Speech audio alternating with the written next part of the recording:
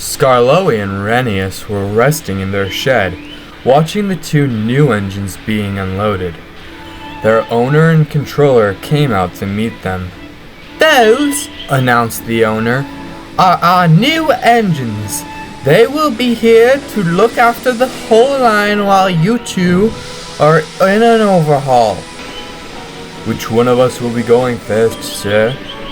"Rheneas, since your incident last summer, you will be going first. You are very worn out, so I assume it will be a very long time until you return." "Yes, sir. Thank you for the rest. I can't wait to come back to full service." "What about me, sir?" "We can't really afford to send you right away, so we will send you when we have the funds," explained the controller. "You are a very old engine, however, Skarloey, so you deserve a rest," interrupted the owner. "Peter, Sam, and Sir Handel here will look after the line while you take a good long nap." "Right, sir."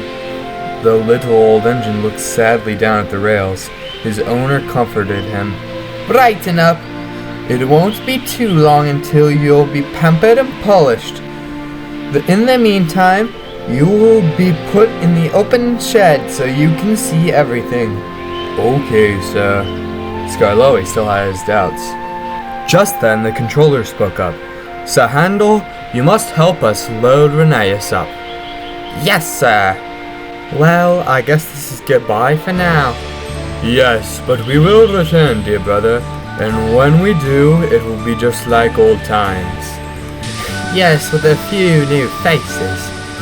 The two old engines chuckled as Sir Handel moved Rheneas off. Skarloey's eyes then fell on Peter Sam. "Hello, what might your name be?" Peter Sam. You must be the famous Skarloey. I've heard all about you." "Have you now?" "Yes, one of the engines that worked on our old line came to visit you. His name was Jim." "Oh, how is Jim? I haven't seen him since 1909. Jim was sold to a tramway up north." "Oh, I see. Well, at least you're here now." "Yes, it seems a much better place than the aluminum works." "Ha ha ha, I hope so." But before Peter Sam could reply, Sir Handel returned. "That old sod is gone now. Hardly could move. I wonder what happened to him."